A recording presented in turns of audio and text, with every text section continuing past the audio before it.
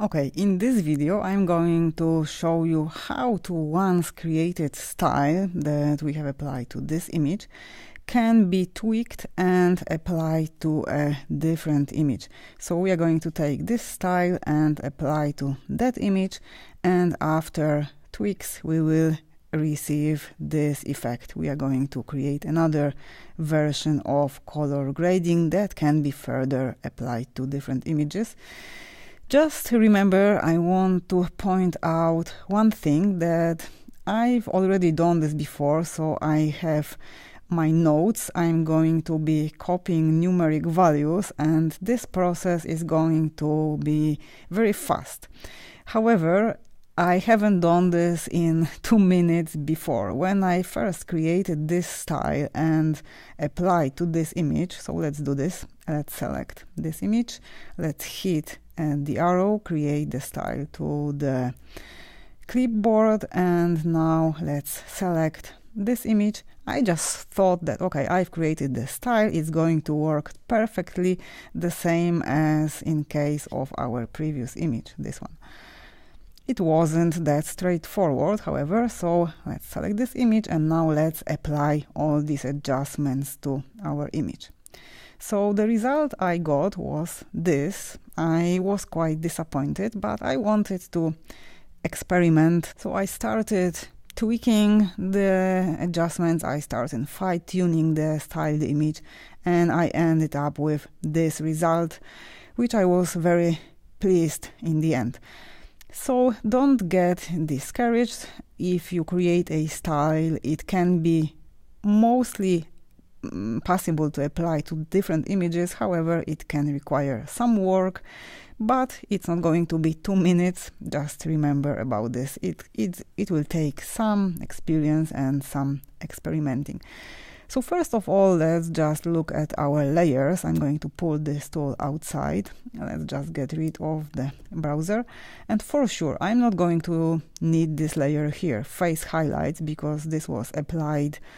I just painted in the mask in the previous image. So if I hit M, this will show me this random mask that it doesn't work in this image. So I can just get rid of this layer. I'm hitting this minus. Okay, so we have one layer less. Let's hit M again and let's start actually from the bottom. I'm going to switch all the adjustments off and let's start from the very bottom. So we started by applying adjustments on background layer. So as you remember, we have decreased saturation. Let's just reset this to 0. And now let's take a look at levels. The original version of this image, comparing to the original, to the starting point of this one, was much less contrasty. So this is already after applying the adjustment. Option click. This is just the image straight from the camera.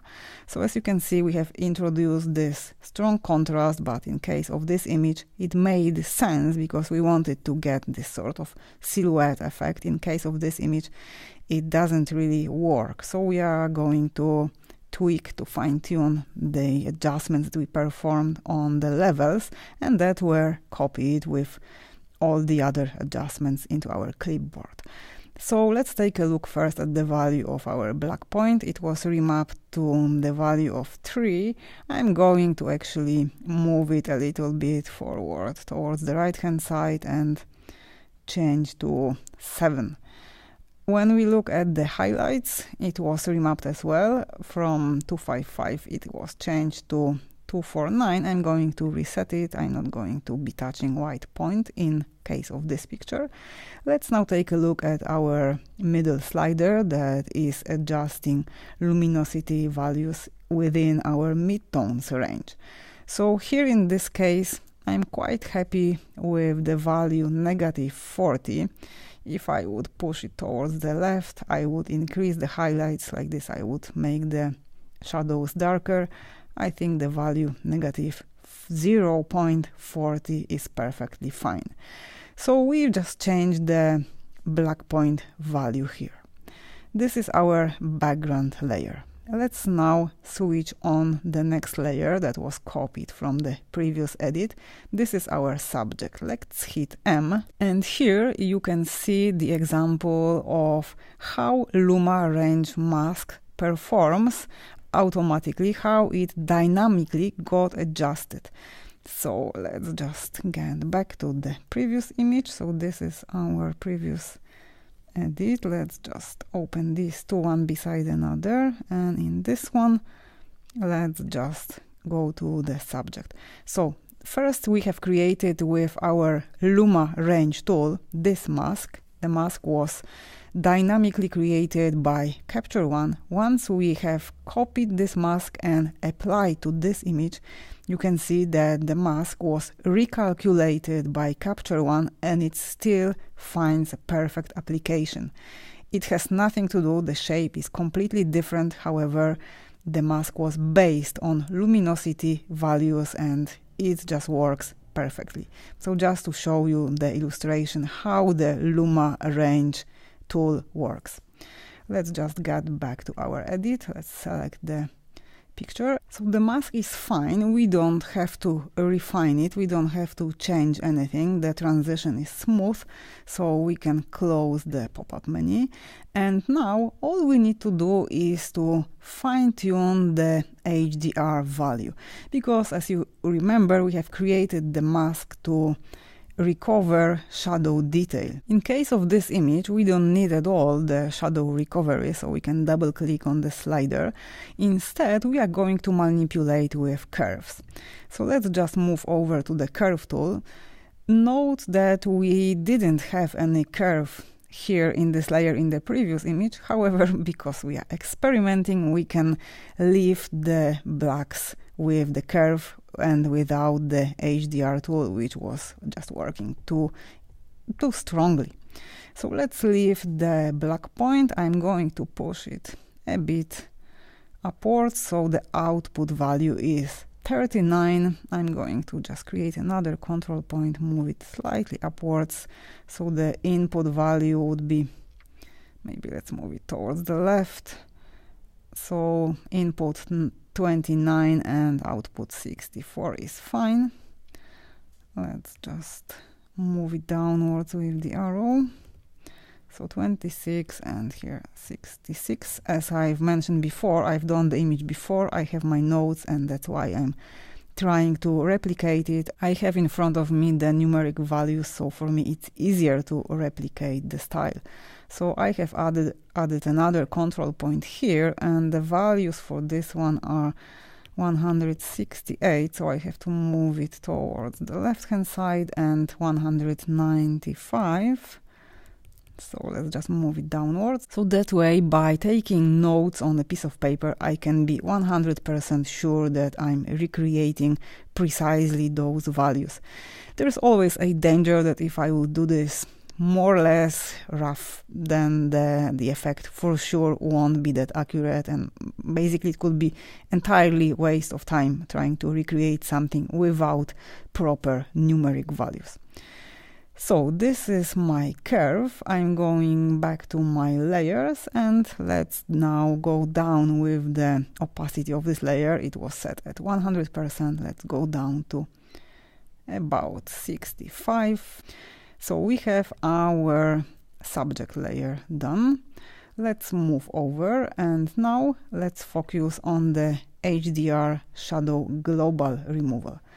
So here the value for our HDR for shadow was 32. We can go down a bit. Let's move towards maybe 27%. And again, let's go down with the opacity value, so to make this effect less pronounced. So let's go for about 35%. Okay, so that way we still have the global shadow detail recovery, but it works much more subtly than in the previous image. Let's switch on another layer, HDR, so detail recovery within the highlight range. So in case of this layer, let's just hit M, and we can see that the mask is affecting basically everything, so it needs to be fine-tuned. Let's hit the Luma Range button, and now we can just fine-tune those values. So let's just move the slider that is representing our dark point, and we are going to move it more towards the left hand side. So I'm not actually towards the right hand side. I'm aiming for the value 135 here.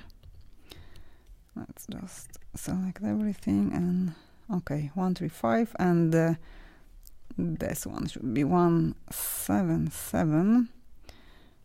So that way I have restricted the way the mask was affecting the whole image. Before it was covering almost everything. Now by moving those sliders towards the right hand side, towards the range of the highlights, we have reduced the way it was affecting the midtones and the shadows.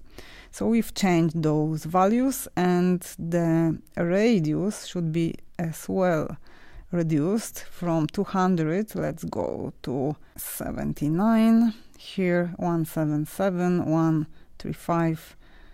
Okay, perfect. Let's apply, and now if we hit M, this is our mask. Let's take the next step. Let's switch on our matte layer. Here we were working with curves. We don't have to adjust curves, however, we can go down with saturation.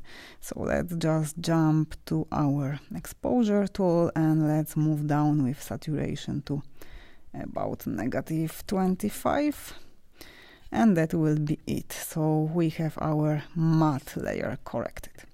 When it comes to clarity, we want to increase clarity quite a lot. So for now, the clarity value was set at 56. We can go further. However, don't forget that before, in the previous edit, we were applying clarity only to the foreground. So if we hit M, the mask was, let's move to the layer clarity. The mask was only affecting the bottom of the image, and here, despite the fact that I have increased the clarity value to 77, I can move even further. I'm not going to see any results here because of the mask that is blocking. So we have to right click on the layer and select clear mask. So now we got rid of the mask altogether, and again right click and select fill mask. So that way we will have mask filling in the whole image, and the clarity value will be affecting the whole picture, the whole photograph, which is what we want in case of this edit. Okay, we are almost done. Let's now move to the last step, the most important step, color balance. So here, as you remember, we were working with color balance tool. So having the layer selected, let's move over to our color tab, and let's move over to color balance tool. We can pull the tool out. So in our master, we have colored our image towards the bright tones. In case of this color grade, we want to create different version, different option, and we are going to go for cool blue tones. So in the first master view, let's go for quite saturated, bright blue color that is matching nicely those rocks and the water. So we can go maybe a little bit more towards the blue rather than cyans. And here we can increase saturation. I have in my notes that I went for around 30%. So we can go really strongly, and then we can work with the opacity layer if the color grading will be too strong. So this is the master view. Let's now move to the particular luminosity ranges. Let's first start with shadow. Before we have injected magenta into the shadows, let's reset the color. I'm double clicking on the little circle. Let's actually reset in midtones and highlights as well. By double clicking, I'm resetting. The circle is jumping to the middle. Master is set as I've just done this few seconds ago. So let's move to the shadow range. Before we had injected magenta in our shadow range. In case of this picture, we are going definitely towards cool, cold tones. So for midtones, we will go for blue. So let's go for blue color, similar that we have used in the master. So maybe not as much in cyans, but quite strong. This will be midtones. In highlights, we can inject as well into highlights quite cold. Maybe we can go for cyan, something quite going into the greens, something like this. And when we go to the shadows, it will be always a good idea to inject the opposite color. So for master, we have cold blue. For midtones, we have blue as well. For highlights, we have cyan, very cool greenish tone. So for shadows, I would suggest going for the color opposite. So we were working within this range of colors, cyans to blues. So I would go for something reds or magentas to work nicely with the sky. Let's try magenta, so that way we won't jump completely away from the first color grade. There will be this little link. Okay, so this is what we've done with color. Let's now jump back to our tools. Let's move this one inside. Okay, so this way, very quickly, we have managed to fine-tune the color and style that we got from the previous image. Let's just create another new variant. So this way, again, this is image, we can just get rid of this one. So this is the image straight from the camera, and we have applied to this image style that we have created here. So again, let's just copy the style and let's apply it here. So we started with this image, and after the tweaks, after removing some unnecessary layers, we ended up with this color grading. I think that it's quite impressive what can be done in such a short time. We can revisit our matte effect that was created here with curves. Curves always very strongly affect image, so if we start tweaking these points, we can fine-tune the image further. However, I think for the sake of this exercise, that's enough to show you what can be done. And now the last part to it. So we have created the style, we have applied it here, we have fine-tuned the style, and now this style can be applied to similar images taken with similar lighting conditions. So let me jump to my folder where I have the session. Let's get rid of the tools. And so we have the style created here, and now I have more images taken with the same light. The model was changing position, and it can be now very quickly done. I don't have to copy the style even from here, just to prove you that what I'm doing is true. I'm selecting this image, copying the style from here, hitting the arrow, moving to this folder. I can switch in Capture One between different sessions. I have them open at the same time here. So this is my desktop, and here is another. So I have copied the style. Now I can shift select those, let's say 4 images, even include the last one. Now let's just hit the arrow. Before we do this, let's click on this icon, which indicates that any adjustment that I will apply will be applied to all the images. Without this icon, I will apply only to the selected image, which is this one, and is highlighted with this brighter border around the image. So just remember, hit this icon, and now let's apply the style. There is actually this little, once I move over, I hover over the arrow, you can see the little 4 number beside this orange icon. It indicates that the adjustment will be applied to all the 4 images. So I hit the arrow pointing down, and now within a few seconds the style will be applied to the rest of images.